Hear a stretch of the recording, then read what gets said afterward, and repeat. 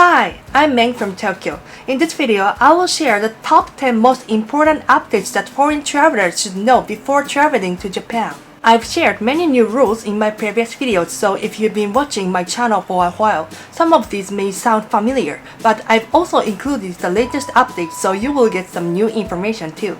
We also offer private tours in Tokyo, Osaka, Kyoto, and Tsukiji Barbecue Tour, so feel free to contact us through the link below.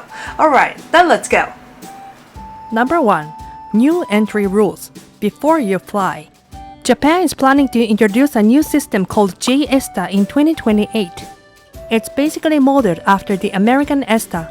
Travelers from the 73 countries and regions that don't need a short-time visa will have to apply online before departure. You will need to register information like your occupation, travel purpose, and where you will be staying and get pre-approved. Without this approval, you won't be able to board your flight or ship to Japan.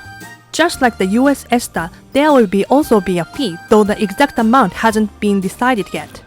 The goal is to boost security while keeping entry smooth for ordinary travelers. On the other hand, right now we already have Visit Japan Web. Any travelers can use this system and it lets you register immigration, customs, and quarantine forms online in advance. It's not mandatory, you can still enter Japan without it, but using it makes the process much smoother at the airport since you can just show the QR code. To sum it up, until the end of fiscal year 2027, only Visit Japan Web is recommended and travelers can still enter Japan visa-free. One more thing, recently, some fake websites pretending to be Visit Japan Web or JESTA have been found. JESTA doesn't have an official website yet, but Visit Japan Web does. You can find the link to the official Visit Japan website in the description below, so please make sure to check it there. Number 2. New Japan Airport Rules after you land. In part 1, I talked about the procedures you should complete before arriving in Japan. Now, let's look at 2 new rules you need to know after you land in Japan. 1. Showing your Visit Japan Web QR code.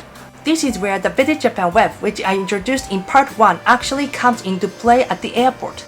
After arrival, you just show your pre-registered QR code and the procedure goes smoothly.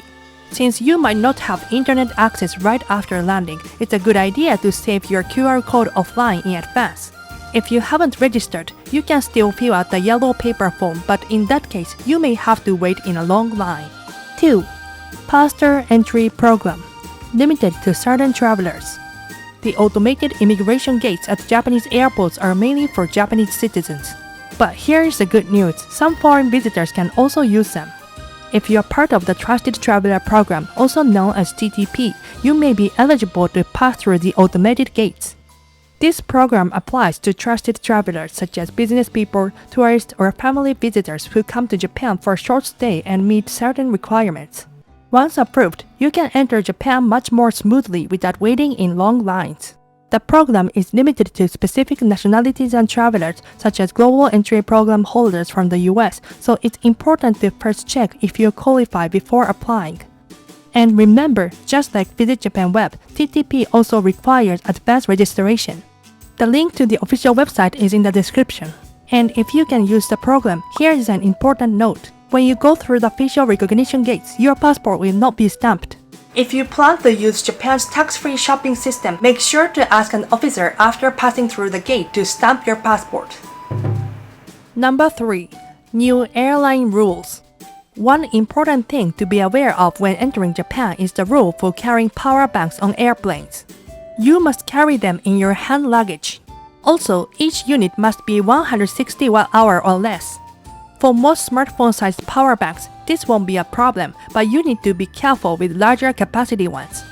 In addition, a new rule has recently been introduced by all major Japanese airlines such as JAL and ANA. Until now, you could store power banks either under the seat or in the overhead bin. But now, placing them in the overhead bin is prohibited.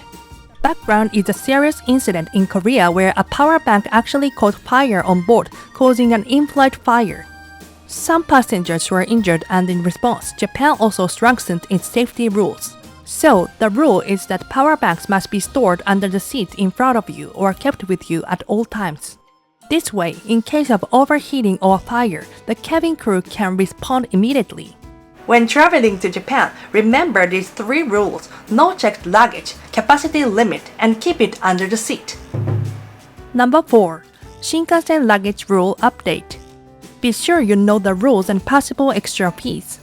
On trains like the Nozomi and the Hikari, if your luggage is larger than 160 cm in total when you add up the length, wind, and height, it's best to book a seat called seats with an oversized baggage area in advance. The luggage space is right behind the last row of seats and only people with a reservation can use it.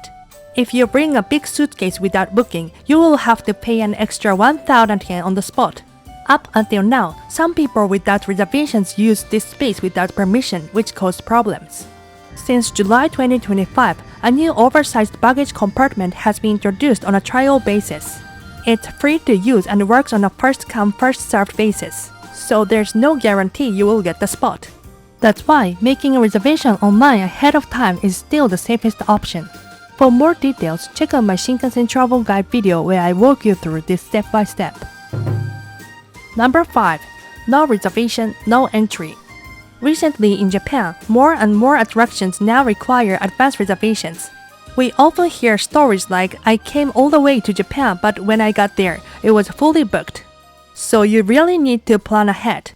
For example, Tokyo Disneyland stopped selling tickets at the gate in 2024 and the Universal Studios Japan followed in May 2025. The Osaka Expo is also fully reservation-based. Other popular spots like Team Lab, Shibuya Sky, the Ghibli Museum, and the Pokemon Cafe basically all need online booking too.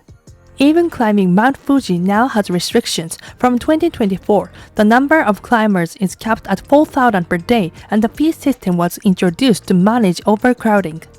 Even if you want to go casually, sometimes you just can't get in. So, if there's somewhere you really want to visit, make sure to book online in advance. The same goes for the Shinkansen.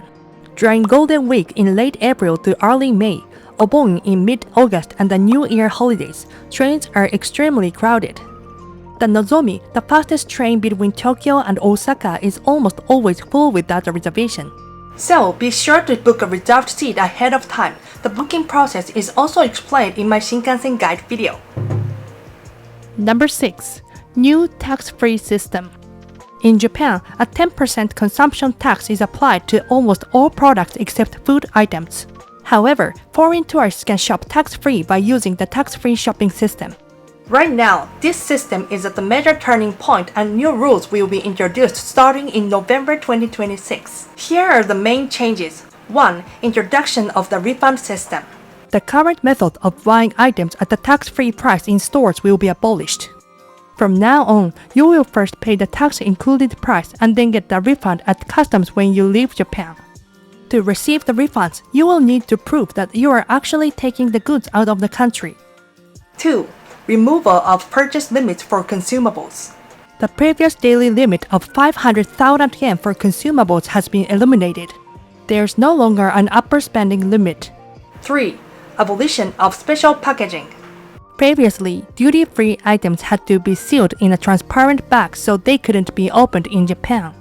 This rule has been removed so items will now be given to you in regular shopping bags. Be careful not to open them before leaving Japan. 4. Shortened deadline for taking items out of Japan. Until now, items had to be taken abroad within 6 months of purchase. This period has been shortened to 90 days. If you don't take them out within 3 months, the tax exemption becomes invalid. These reforms are aimed at preventing abuse of the system and ensuring stable tax revenue. I will keep you updated as soon as new information becomes available. Number 7. New shipping rule. If you're thinking about sending items overseas from Japan, there are a few important rules you need to know. The first one is the end of the separate tax-free shopping system. Until recently, if you bought tax-free items in Japan, you could send them abroad yourself through the post office. But since April 2025, this system has already been abolished. From now on, only shipments sent directly from the tax-free shop to overseas addresses are eligible for tax-free treatment. On top of that, there are restrictions on what you can send and some items are completely prohibited. For travelers who want to ship items without using the tax-free system, here are 3 key things to watch out for. First, alcohol. Many alcoholic drinks are restricted from being shipped from Japan, and even if you manage to send them, countries like the US and Canada generally do not allow them to be imported. Second, power banks. These cannot be shipped from Japan at all. Batteries built into devices such as cameras may sometimes be allowed under certain conditions, but it depends on the destination country's rules. Third, food. Fresh products such as meat, dairy, and fruit cannot be shipped. Snacks and instant foods can usually be sent from Japan, but again, they may be restricted depending on the import regulations of the destination country. When it comes to shipping services, the main options are Japan's Post EMS, which is affordable and good for small packages, DHL, which is more expensive but offers speed, reliability, and detailed tracking, and Yamato Transport International Courier Service. No matter which service you use, the rules will vary depending on the items and the destination, so always check the official websites for the latest information before sending. Number 8. New banned items. Bringing certain items into Japan without knowing the rules can result in heavy fines, or in the worst case, you could even be denied entry. Here are 6 things you really need to watch out for. First, food. Meat products, fruits, and vegetables are not allowed. Canned food is an exception, but most other items will likely be confiscated. Next, fake brand goods. Counterfeit bags, watches, and clothing will be seized. Products made from endangered species are also banned. You cannot bring in things like crocodile or tiger fur. Third, drugs. Even if they are for medical use, you cannot bring them in without prior approval. For cash and gold, if you are carrying more than 1 million yen in value, you must declare it at customs. Lastly, weapons and self-defense items. Knives, stun guns, and sprays are not allowed in your carry-on. If you are bringing kitchen knives, they must be packed in your checked luggage. In addition, rules on bringing e-cigarettes and plants have recently become stricter. For more details, check out another video on this channel. Number 9. New drinking rule. In Japan, it's common to enjoy drinking outdoors during cherry blossom viewing, festivals, or after events, often in parks or on the streets. However, in recent years, especially in Shibuya, large groups drinking on the streets have become a problem, with some people even blocking convenience stores' entrances. This has raised serious concerns about public order and safety. It's said that not only tourists but also many locals have been involved. In response to this situation, starting in 2024, Shibuya World introduced a year-round ordinance that bans street drinking from 6 p.m. to 5 a.m. There is no fine, but if you are caught drinking on the street, you will be asked to stop. For travelers, it's very important to check the specific rules of each place you plan to visit. For example, alcohol is completely prohibited in Shinjuku Gyoen National Garden, while in Miyashita Park in Shibuya, drinking is not allowed after 6 p.m. Since the rules vary depending on the location, checking the official website before you go will give you peace of mind. Number 10. New no tourist area. In Japan, there are increasing cases where tourist photography is affecting the daily lives of local residents. In Kyoto, for example, more and more people were chasing and photographing maiko without permission. A maiko is an apprentice traditional Japanese performer known for her colorful kimono and white makeup. This caused narrow alleys to become overcrowded and disrupted the lives of residents. As a result, some alleys are now off limits and violators can be fined 10,000 yen.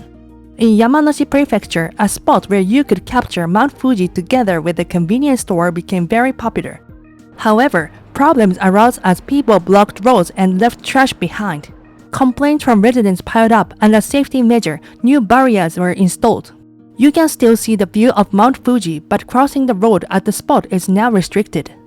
Because of situations like these, rules and restrictions regarding photography manners have been strengthened in many tourist areas. That's all for today. Don't forget to subscribe and hit the like button. See you at the next video.